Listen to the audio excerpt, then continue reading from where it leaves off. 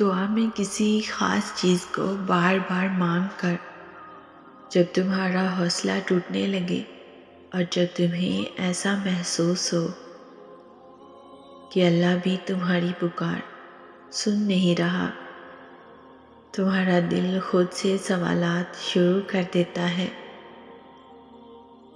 کہ شاید تمہاری پکار سنی نہیں گئی، تو قرآن خود تم سے کہتا ہے کہ تمہارے رب نے تمہیں تنہا نہیں چھوڑا اور نہ ہی وہ تم سے ناراض ہے۔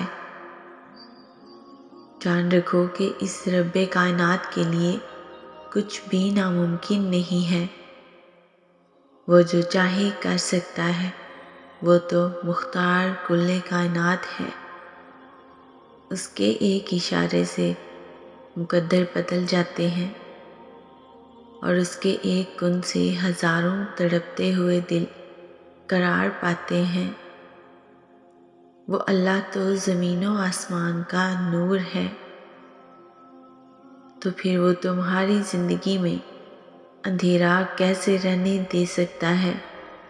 اللہ اپنے نور سے تمہاری ویران زندگی میں روشنیوں کے اجالے بکھیر سکتا ہے۔ بے شک اللہ بڑا ہی قدردان ہے ان آنسوؤں کا جو صرف اس کے لیے خاص ہوں۔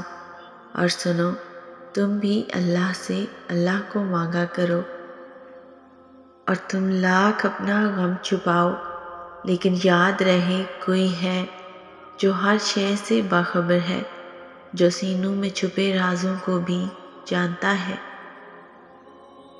یقین جانو اس کا وعدہ ہے کہ وہ کسی ذی روح کو اس کی ہمت سے زیادہ نہیں آزماتا۔ جہاں قرآن میں وہ تم سے مشکل اور آزمائش کی شرط مانتا ہے، وہیں وہ آسانی کا بھی وعدہ کرتا ہے۔ جہاں وہ سجدہ ریز ہونے کو کہتا ہے، وہیں وہ دعا کے لیے ہاتھ اٹھانے کو بھی افضل قرار دیتا ہے۔ اور جب دعا مومن کا ہتھیار ہے تو پھر مانگو اس سے کہ وہ تمہیں ان تکلیف دہ حالات سے راحتیں عطا کرے۔ قرآن کریم میں یہ آیت اللہ رب العزت کی انسان سے محبت کا منہ بولتا ثبوت ہے۔ اللہ فرماتا ہے کہ تم مجھے پکارو، میں تمہیں یاد کروں گا، میرا شکر ادا کرو اور میری ناشکری نہ کرو۔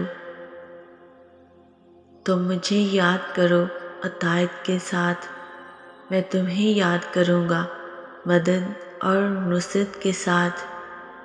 اور اللہ کا ذکر روح تک میں سکون بھر دیتا ہے، اور اللہ جب آزمائش دیتا ہے تو اس کی طاقت بھی ضرور دیتا ہے۔